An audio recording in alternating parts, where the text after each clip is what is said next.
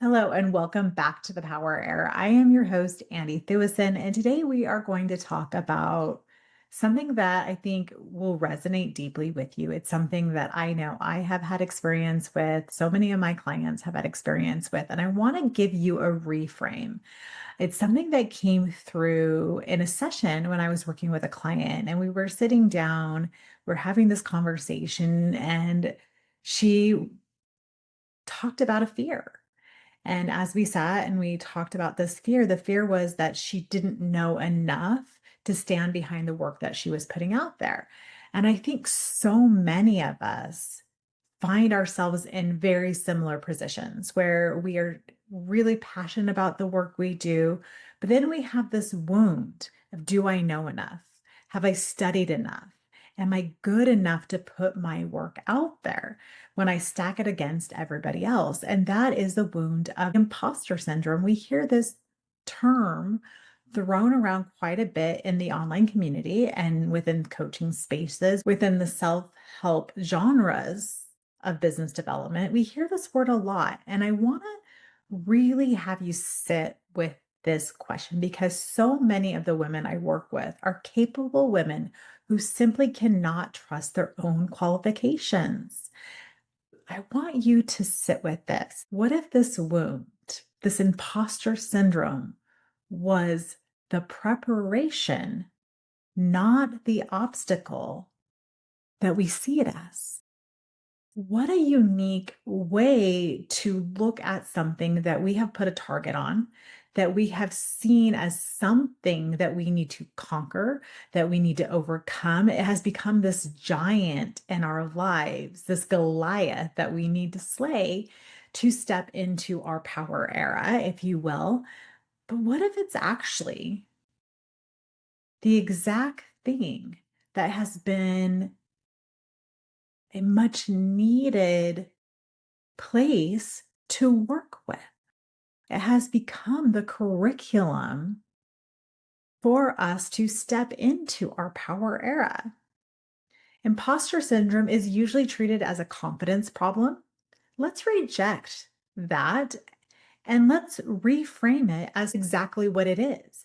It's evidence of a nervous system that has been asked to prove itself for a lifetime. Oof, let that one sink. Let me say that again. Imposter syndrome is evidence of a nervous system that has been asked to prove itself for a lifetime. But that's it.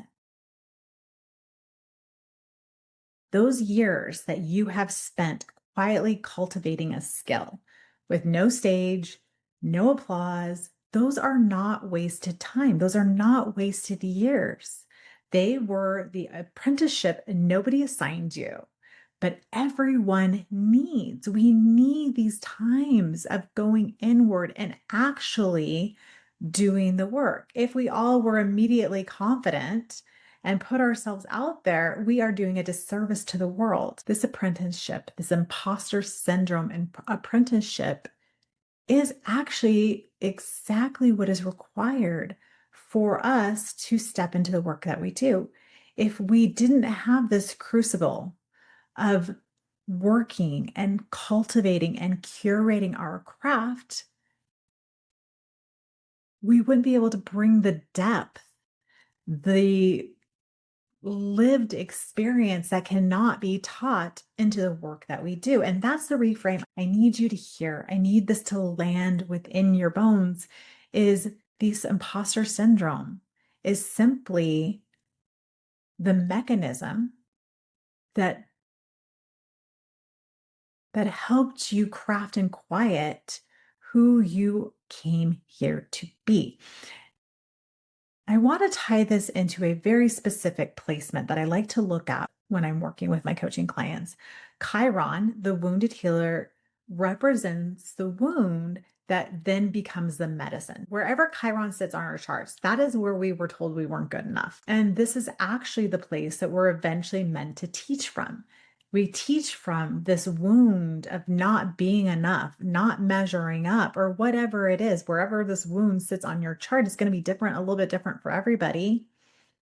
And this is specifically stronger for anyone who has Chiron in Taurus or Aries, specifically because this wound tends to center on worth tied to simply existing. Taurus asks, am I enough without producing? And Aries asks, am I allowed to take up space and lead without asking for permission first? So those are some pretty powerful wounds that would tie right into imposter syndrome that we're talking about today. This is why I see this showing up in so many Gen X women and elder millennials right now. Our generation, this time frame, was raised to earn worth through output, and then we hit midlife and we were sold this bill of goods that if you put in the time, if you do the work, if you work quietly and show competence, then you'll have this thing at the end. And what we're finding out is this bill of goods we were sold is not it. It's not what we wanted. Whether we over accomplished and conquered in corporate America or we started our own business, we're missing so much of the point of things because we're chasing this pre-described way to happiness. And that's just not it. And we miss the whole actual contract, which is finding fulfillment through passion, through purpose, through being fully aligned with our values and what we actually want out of life. That's when we start to turn this thing around. The healing is not fixing the wound. It is recognizing the wound already did its job. That's when we can step into this. Our generation was taught to be quietly excellent, not visibly confident at all. I don't know if this one is with you as well. Competence was something that was shown and was supposed to speak for itself. If I show up every day, if I do really well at my job, I will be rewarded for this. I don't need to go out there and boast about how good I am because my work speaks for itself. That was the language we received. That is what we were taught specifically for women. And this is the gap that I see so openly within the coaching world, within online accounts, is we have these people showing up, giving advice where they went and got a weekend certificate. No shade. I'm not trying to yuck anybody's yum. But what we as Gen X, over 40 women have that somebody in their 20s just is not going to have is lived experience. We have decades of living and learning and growing that just cannot be taught in any curriculum. And this is the gap that just can't be taught in any certification program. These are things that are lived and learned throughout a lifetime. So what we're able to bring as Gen X and elder millennials, instead of having a certification on our wall, we bring lived experience, decades of pattern recognition, and the Pringles to prove it. We survived. We did the thing. This combination of knowledge plus embodiment plus time just cannot be taught. It has to be lived. It has to be embodied. And this is the thing that our imposter syndrome that we have been treating like this thing that needs to be slayed is the exact thing we've worked through. We have delayed putting ourselves out there. We have been delaying stepping into the work that we know we're meant to be doing because we're not ready. We don't know enough. We're not qualified enough. But I want you to hear this right now. You are qualified by the work that you have been doing quietly. What have you quietly been working on and curating and living through that makes you uniquely qualified for the work that you do? Every single one of us will have something that we see that nobody else sees, that we have lived that nobody has lived. And this is where Chiron is really powerful because remember, and I've said this before, power. And if you're new here, get ready to hear this one a lot, is that our pain becomes the medicine we're here to give. Our mess becomes our message. And by moving through these things, we're able to step into being the most qualified person in a room because we have done the work in quiet. We have cultivated and curated and excavated in our own personal lives to help us prepare for this moment. I always like to say, Gen X, elder millennials, we have been on the bench for most of our lives, doing the work in quiet so that when it was time and we were called up to the starting lineup, that we were ready, we were prepared. And I think a big part in that is this imposter syndrome, where we have been forced to prove our worth, been forced to forge ourselves like steel, so that now that when it's been time, it is time, we're getting called up, we are beyond qualified to step into the arena, to step into the game. And I think that's what makes this so important for us to hear.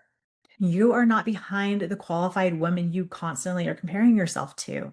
You did qualifying differently in private without a syllabus. We learned in the dark. We learned falling forward. We learned in the trenches of real life. I want you to name for yourself, what did you quietly build competence in with no one watching that you have never once called a credential? That is exactly the thing that you are qualified to teach. You are qualified to stand up and speak about. That is what's so uniquely different as we age, is we're able to give so much more depth to the work that we do. We have so much more wisdom that has been earned in actual scars. And those scars, that pain becomes the salve that we're able to freely give to others. And that is something that just cannot be learned in a weekend retreat. It can't be learned in a certificate program. It's something that comes with time. And if you're listening to this and you're in your 20s, you're in the battlefield right now. You're learning and growing. And as you get into your 40s, you'll be even more uniquely qualified to step into it. And that is what I want you to think about. Where have I been using imposter syndrome as an excuse when it actually has been the curriculum? It has been exactly what was required so that now you're ready. You're ready to take off the warm up pants, do some stretches, and get ready to play, to step into the game in a way that you haven't before. That is what I'm excited about, that I know is so needed in the world right now. We need people who have lived, who have learned, who've been doing the deep transformational work in quiet, where nobody was watching, nobody was applauding, nobody saw it but you. And because of that, you are so uniquely qualified, so important in the work that is required today. As we step into new ways of being, that I'm going to tell you right now, there's so much going on in the collective level. And I know that so many of you are going to really identify with this. There are two roads diverging. We have two very unique timelines diverging. One of them is tied to calamity, one of them is tied to confusion. And those are the ones that are being fed by the media, that are being fed by a lot of the stuff on social media. Or we have this other timeline where things feel open. They feel like things are really opening up in ways that we haven't ever experienced in our lifetime or even lifetimes before ours on this earth, where there's this new ability to step into more. There's more possibility. There is more opening to working and using our gifts in ways that we haven't been able to before. And that is really exciting. I feel like that is the timeline I am putting my energy into, and I hope that you are as well. A timeline of possibility, a timeline of opening, a timeline of the chaos falling away, and new ways of existing in this lifetime are going to start working and forming and creating. And we're going to see a different way of moving through that. And what's going to be required for that is women who have been quietly doing the work, who have lived experience, who have been in the trenches, who have gotten their hands dirty, who have swung and made big mistakes, but learned in those processes. Those things might be looking like imposter syndrome. They might look like you weren't on time, or that you're behind, or that you are not as qualified as you hoped you would be. But you, coming back to a phrase from Gen X, you've lived the school of hard knocks. You have lived an experience that cannot be taught. And that is the gift that I want you to step into, is I am qualified because I lived a different syllabus. I qualified myself through my own experience.